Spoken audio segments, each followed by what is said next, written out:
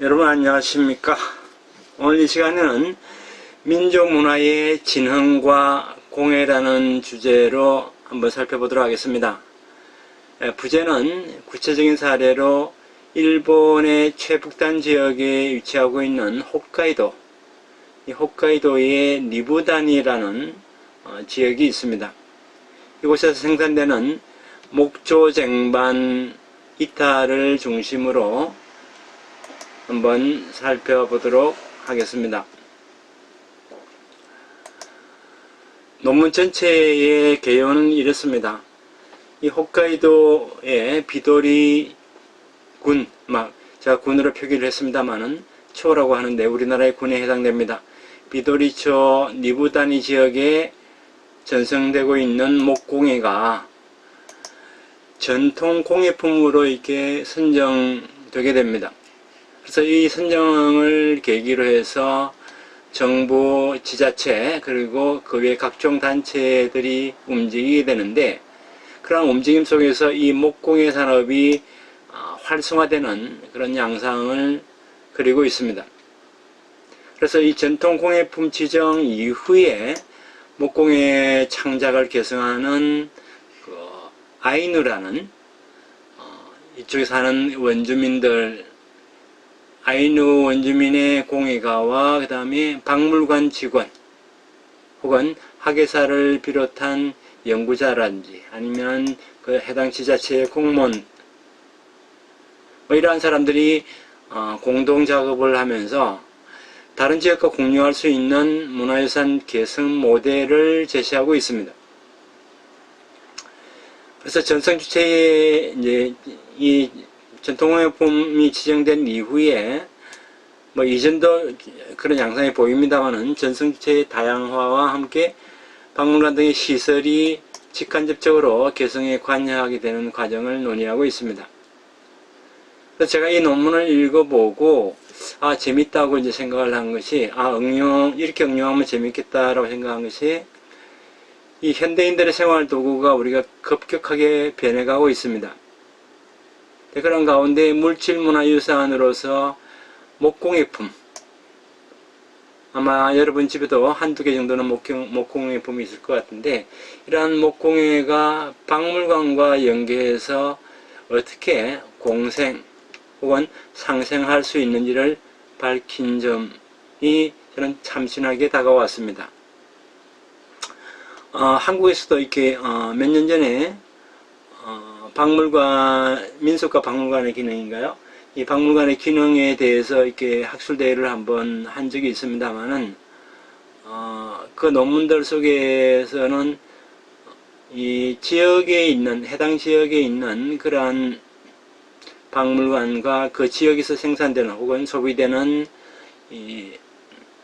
어떤 유산, 아니면 물질문화라고 해도 되겠습니다만은, 이러한 것들이 어떻게 연계돼서 서로 윈윈하는지 그러한 것을 살펴본 논문은 제가 찾아보기가 어려웠습니다.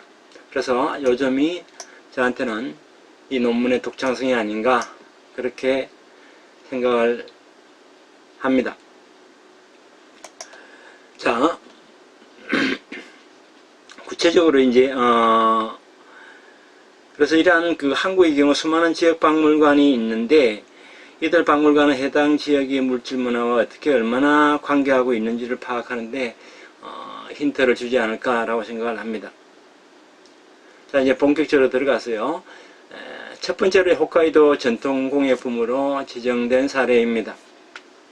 2013년 3월에 이 니부다니 지역에서 전승되고 있는 이타, 지금 사진 왼쪽에 있는 겁니다만은 이타하고 그 다음에 오른쪽에 있는 이 에투스가 홋카이도에서 처음으로 우리나라 같으면 경제산업성, 우리나라 같으면 산업통상자원부에 해당이 됩니다만은 산업통상자원부의 전통공예품으로 이렇게 지정이 되게 됩니다.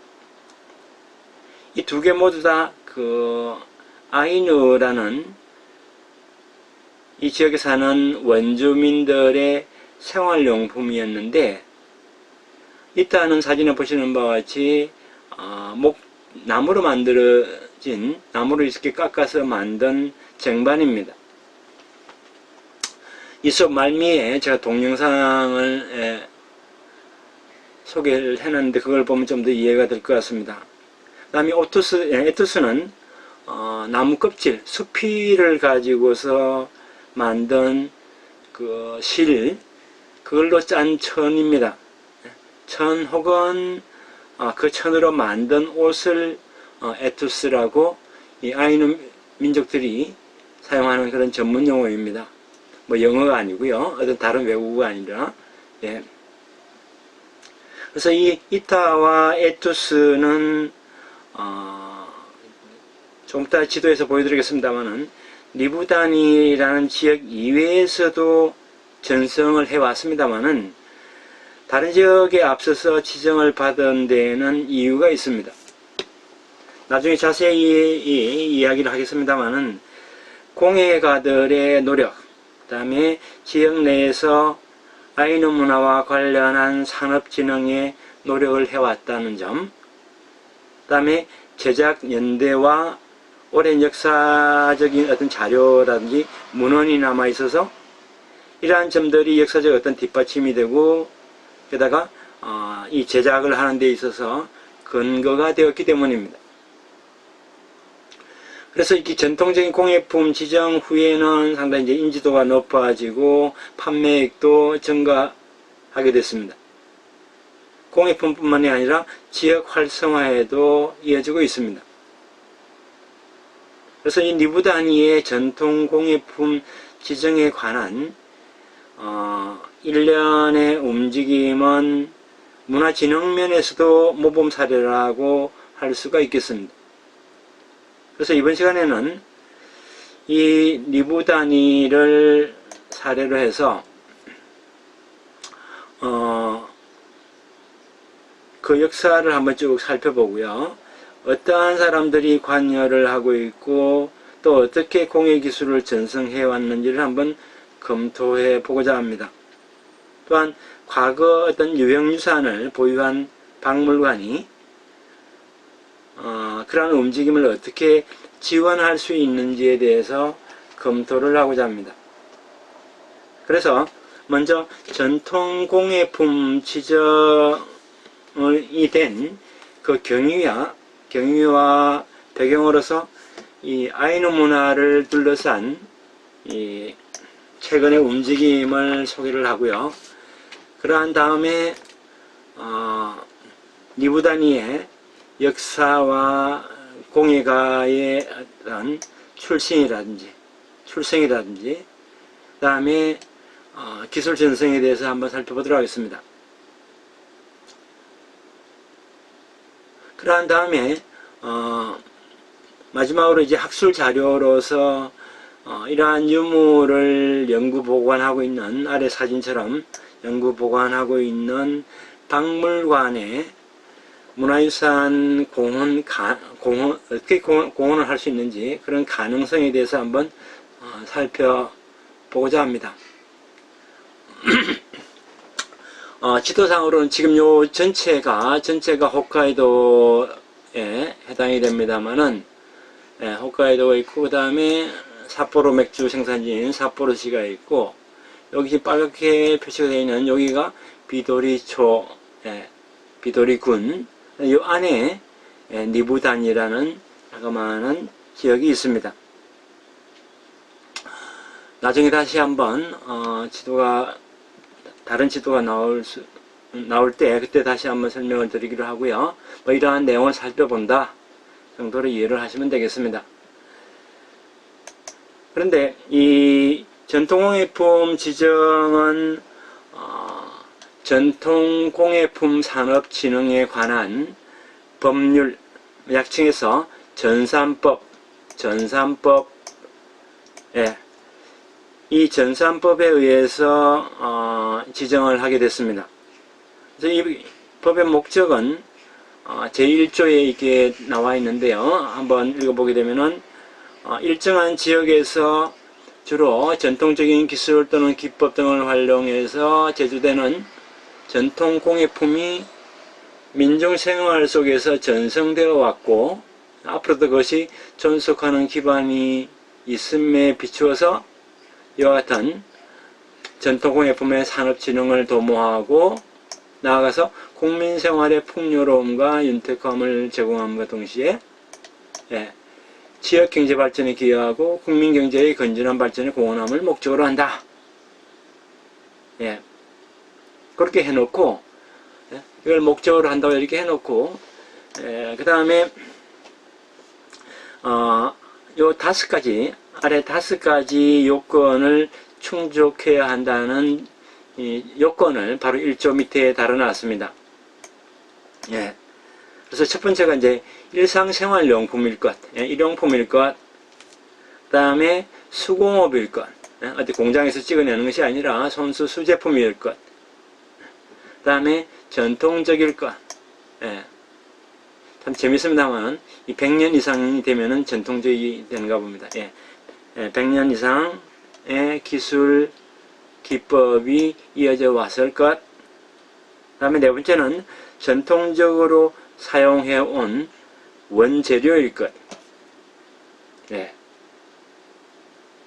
다음 5번째는 일정 지역에서 적지 않은 수라는 건 적지 않은 수라는 여기서는 요즘 같은 업체를 얘기해도 되겠죠. 아니면 어떤 집이라든지 아니면 개인이 될 수도 있습니다만은 적지 않은 수가 제조를 하거나 또 거기에 종사하는 인원이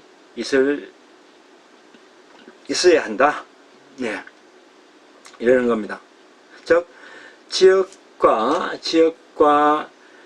국가 경제 발전에 이바지하는 전통적인 공예품 산업을 진흥하는 것이 목적이고, 그렇기 때문에 우리가 지금까지 논의해왔던 보호해야 할 문화재는 아닙니다.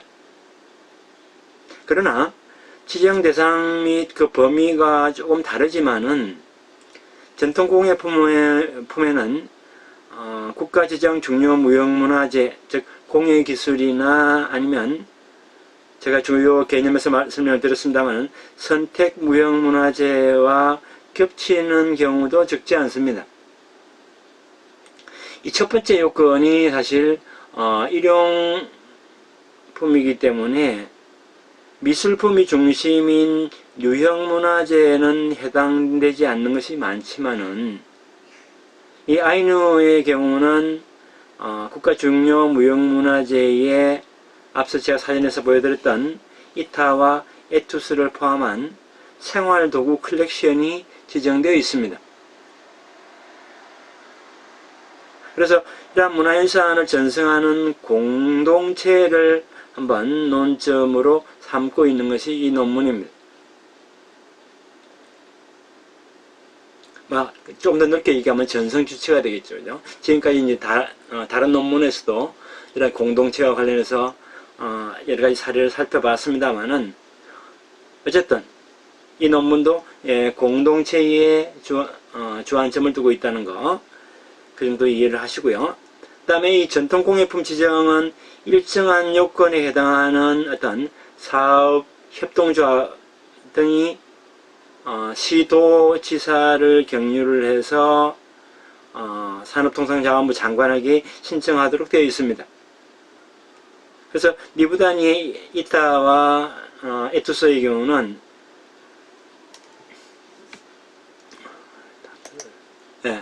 이 에투스 같은 경우에는 기업조합 니부다니 미네라는 그런 단체가 있는데 이 임의단체입니다. 근데 이 임의단체의 그 신청 당시 사업자는 14개 점포가 신청을 했고요. 그 안에 총 종사하는 사람이 18명입니다. 이 밖에 이 점포에 해당되지 않는 개인이라든지 아니면 기관, 지자체도 이 니부다니 이타와 에토스 개성을 유지하는 그런 단체이기 때문에 이러한 단체도 관여를 하고 있습니다. 그래서 이 강의에서는 이러한 단체들, 즉 공동체의 확산에 대해서 한번 생각을 해보고자 합니다.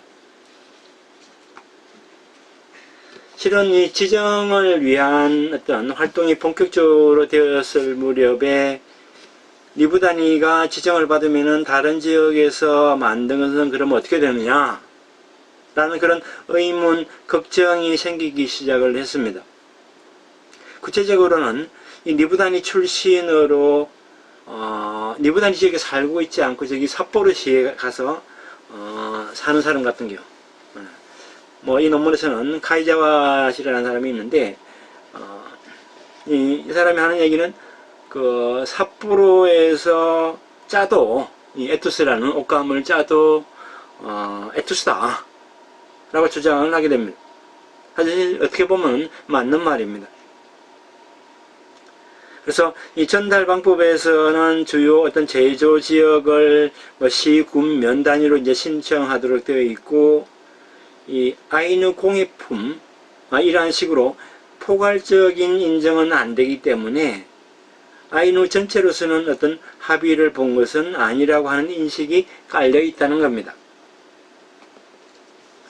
그래서 앞서 소개해드린 이 전산법, 전통공예품 산업 진흥에 관한 법률, 이 전산법을 아이누에 공예품에 적용하는 것에 의문을 가지면서도 홋카이도 아이누 협회의 사무국에서는 지정이 되면은知名도가 올라가고 팔로워가 이때 확대되고 후계자 양성에 이제 좋은 기회가 될 것이라는 그러한 기대감을 가지고 있는 것입니다.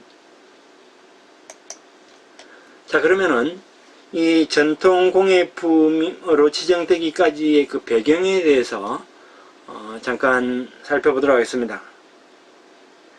이 일본에는 사실 요즘 일본 사람들 같은 경우는 단일 민족이다. 그 단일 민족을 얘기할 때 야마토 민족이다. 큰 대자에 화합할 화자 써서 크게 하나가 되는 화합하는 그러한 민족이라고 이야기를 합니다만은, 그러나 사실 이 야마토 민족이라는 아니면 단일 민족이라는 개념은 근대에 와서 만들어진 개념이란 말이에요. 우리가 그 지난 시간에 오키나와의 세계유산을 사례로 들 때 잠깐 말씀을 드렸습니다만은 2차 세계대전이 끝나고 난 다음에 오키나와 사람들이 본토로 사실 복귀한 것은 1973년이라고 제가 말씀을 드렸습니다. 그죠? 그때까지는 오키나와에서 일본 본토로 올 때는 항상 여권이 필요했단 말이에요. 그와 마찬가지로 아이누 같은 경우에도 원래 이 본토에 있는 민족과는 다른 민족입니다. 키도 자그만하고 눈썹도 엄청 진하고 머리도 좀 뽀글뽀글하고 수염도 많고 눈도 부리부리하게 좀 크고 그래서 전혀 다른 민족이었는데 명치시대에 일본 정부가 이제 본토에 있는 사람들이 먹고 살 게 없어가지고 강제로 이제 이 홋카이도 지역으로 사람들을 이주를 시키게 됩니다. 그래서 혹시 삿포로나 홋카이도 가보신 분들은 아시겠습니다만은 상당히 이렇게 도시 정비가 잘 되어 있다는 것을 아마 여러분들이 느끼실 텐데, 그건 다 약 한 150년 전에 명치 시대에 개척을 해서 이 아이누 민족들을 기존에 살고 있는 많은 사람들을 몰아내고 개척을 한 것이란 말이에요. 그래서 이제 이 사람들을 이 야마토 민족으로 이제 동화시키기 위한 그러한 작업들을 한 겁니다. 자, 그건 뭐 조금 그렇고요. 이 아이누 민족과 그 문화를 둘러싼 사회의 상황이라 할까요? 그것은 최근 한 20년 사이 크게 이제 변하게 됩니다. 그 대표적인 사례가 1993년에 세계 원주민의 해, 우리 앞서 다른 글에서 이 원주민의 소개를 했습니다만은, 세계 원주민의 해였던 이 1993년에 이 국내 각지에 있는 박물관 등에서 이 아이누 문화 특별전을 개최하게 됩니다. 자, 그런 특별전 개최를 비롯해서 다양한 행사가 개최가 되었고, 이 아이누 민족에 대한 어떤 이해 촉진이 도모되는 계기가 되었습니다. 어떻게 보면 상당히 좀 늦은 감도 있다, 그죠? 오키나와는 73년이고, 정말 이 아이누에 대해서 본격적으로 이렇게 논의가 되고 전 국민이 관심을 가지게 된 게 93년이라는 걸 얘기 들어보면은 엄청나게 일본 정부에서 추진한 어떤 정책이 폐쇄적이라고 할까요? 아니면 아이누를 따로 원래 독립적으로 존재했던 그런 민족으로 인정하지 않으려고 하는 그러한 단면을 보여주는 부분이라고 할 수가 있습니다. 같은 해에 이 93년에 이 니부다니에서는 어떤 일이 벌어지냐면은 여기 사는 그 가이자와시라는 사람과 다음에 카야노 시게루시라는 사람이 토지의 강제 수용에 이제 불복을 하면서 삿포로 법원에다가 이제 소송을 제기하게 됩니다. 그게 이제 왜 그러냐면은 지금 여기 오른쪽 사진에 보시게 되면은 지금 무슨 백고사 같은 것을 지내는 것처럼 보이는데 요 뒤에 여기 건물이 하나 보인다 하죠. 예. 요게 이제 니부다니 댐입니다. 니부다니 댐인데 이 니부다니 댐을 건설하게 되면 이 하루 지역에 있는 사람들이 사실 수몰 위기에 몰릴 수도 있는 것이고 여러 가지 피해를 입을 수가 있단 말이에요. 그래서 이 댐 건설을 반대하는 그러한 소송을 이 사람들이 제기를 하게 됩니다. 소송을 제기를 했는데 소송 중인데도 이 댐 건설 작업은 진행이 되고 있었습니다. 결국 이제 판결이 난 것은 1997년입니다. 97년 판결 한 4년에 걸쳐서 이제 재판이 이어졌고 판결이 났는데 판결에 이 소송을 제기한 원고 측의 청구가 기각이 됐고 토지 수용도 취소되지 않았습니다. 네, 그러나 이제 판결문에서 이 아이누 원주민 혹은 뭐 선주민이라고 표현을 하기도 합니다만 원주민이라는 점을 이제 인정을 한다는 거예요. 네, 인정을 해서 독자적인 문화에 어떤 최대한 배려를 해야 한다는 것을 기술을 해놓고 있습니다. 그래서 이 부분은 상당히 이제 획기적인 내용이죠. 그때까지 왜 그러냐면 그 전까지는 하더라도 이 아이누 민족을 아이누 민족이라고 인정하지 않고 야마토 민족이다. 이 본토에 대부분 살고 있는 메이즈한 사람들의 일부분이다라고 이렇게 동화 정책을 쭉 펴왔단 말이에요. 그렇게 인정하지 않았는데 이제 이 재판을 계기로 인정하는 것은 이 아이누 민족들에게 있어서는 아주 획기적인 일대 사건입니다. 자, 그동안에 1994년에 이 카야노 시게루 씨는 자, 누구냐면은 이 앞에 재관처럼 나와 있는 이분입니다. 예. 이분이 카야노 시게루 씨인데 이 아이누 민족으로서 첫 국회의원에 당선이 됐어요. 네. 그러니까 그 전까지는 다 이 아이누 민족이 아니라 이 본토에 있는 사람들이 이 홋카이도 아니면 이 삿포로 지역구 내에 국회의원을 해왔다는 얘기겠죠, 그죠? 예. 국회의원이 당시되고, 그 다음에 니부다니 댐 재판 판결이 난 1997년에 어떤 일이 또 이제 벌어지냐면은 아이누 문화의 진흥 및 아이누 전통 등에 관한 지식 보급 및 개발에 관한 법률, 통칭 아이누 문화진흥법이 시행이 되고 동시에 홋카이도 이제 이 홋카이도 지역에 이제 적용이 되었던 일명 그 황미나법인 황미나법, 그러니까 야마토 민족으로 이렇게 동화시키는 이 황미나법인 구 토인 보호법, 토인이라고 이제 불렀단 말이에요. 아이누 사람들 토인 보호법을 폐지하게 됩니다. 네. 이것도 이제 엄청난 변화죠, 사실은. 97년에죠. 사실, 카야노 시게루시가 처음 국회의원이 되었을 때 저도 이제 그 당시에 매스컴을 통해서 봤습니다만은 아주 대대적으로 보도가 됐습니다. 정말 아이누 민족들의 어떤 한을 푸는 어떤 그런 상징적인 그런 사건이라고 할 수가 있겠죠.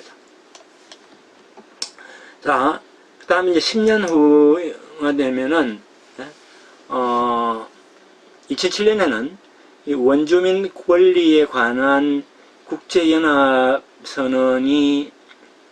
국제연합에서 이제 이루어지는데 이때 이제 채택이 돼서 일본도 이제 찬성을 하게 됩니다.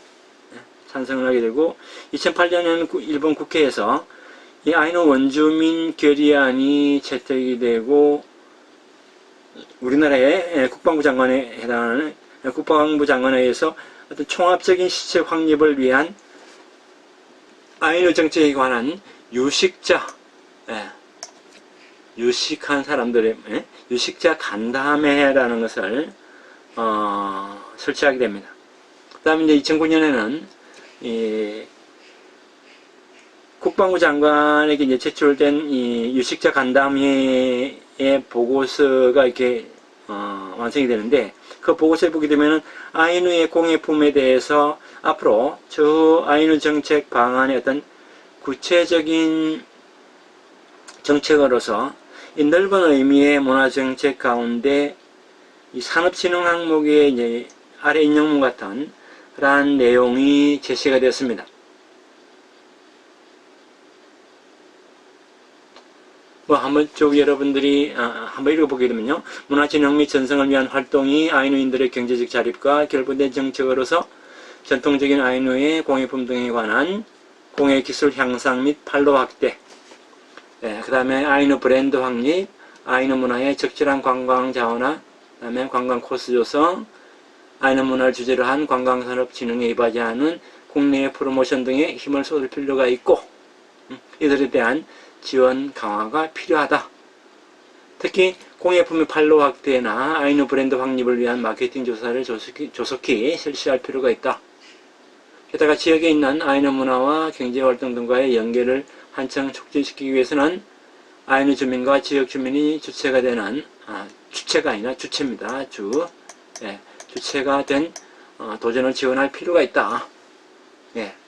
그래서 이 간담회에서 이러한 보고서 내용 중 일부에 이러한 내용을 적시를 한 것이죠. 그래서 이 내용을 검토하기 위해서 산업통상자원부와 홋카이도가 아이누 공예품, 민예품에 대해서 조사를 하게 됩니다. 그래서 이 사단법인 홋카이도 아이누 협회가 이제 실시 주체가 되고 2010년 그 다음에 12년까지 3년에 걸쳐서 조사와 검토를 하게 했습니다. 여기서 이제 아이누 공예품, 민예품에 대한 어떤 수요 파악을 목적으로 한 이 시장 조사나 아니면 홋카이도 도 내의 어떤 제작 판매 실태와 과제 조사와 함께 아이누 민예품, 공예품의 어떤 브랜드에 대해서도 검토를 하게 됩니다. 그래서 이부 단위에서는 구체적으로 이제 2010년 3월에 이 아이누 문화진흥 기본 계획을 책정을 하고 어떤 생업과 결부된 아이누 문화 개성을 목표로 해서 구체적인 어떤 추진 방안을 내놓게 됩니다. 크게 한 세 가지로 이렇게 요약을 할 수가 있는데, 이 니부 단위의 그 아이누 전통 공예 진흥과 그 다음에 아이누의 전통적인 식문화를 활용하는 것, 두 번째는 아이누 문화를 견학하고 체험을 도입하는 어떤 다른 지역과의 어떤 교류 산업을 추진하는 것, 그다음 세 번째, 이 정신문화의 거점이 되는 자연환경의 어떤 보존과 개성 방안을 마련한다는 세 가지 선행 프로젝트를 결정하게 됩니다. 그 가운데 이제 지역의 어떤 산업진흥으로 이어지는 일본의 이제 전통 공예 진흥과 관련해서 2010년부터 니부단이 이 아이누 전통 공예 상품 개발과 지역 브랜드를 추진하고 있습니다. 그래서 100년 전부터 오늘에 전성되는 이 사루강이라는 앞서 제가 소개를 했던 그 댐을 막는 니부다니 댐을 막는 데 쓰였던 강이 사루강입니다.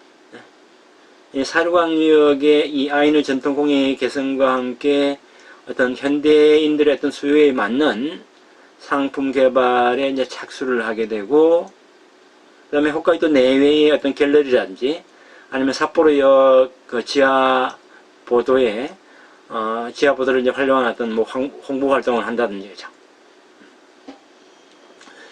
그렇게 하게 됩니다. 게다가 이제 전통공예를 소개하는 어떤 박물관이나 자료관과 그 지역 내에서 이 미네품을 만드는 가게들을 서로 끼워주는 장인거리, 일명 장인거리라고 할까요? 우리 갔던 뭐 인사동 거리처럼 그런 장인거리를 명명을 해서 지역 주민이 기획을 해서 손님을 어떤 끌어들이는, 유도하는 그런 착지형 관광 형성에 따른 어떤 판매 촉진 기반 조성도 실시를 하고 있습니다. 그래서 이 니부다니의 이타와 에투스는 일본 정부 국가와 그 다음에 홋카이도, 그 다음에 니부다니 이러한 움직임 가운데 전통 공예품에 지정되게 됩니다. 그럼 이어서 강의를 잠시 쉬었다가 이어서 강의를 하도록 하겠습니다.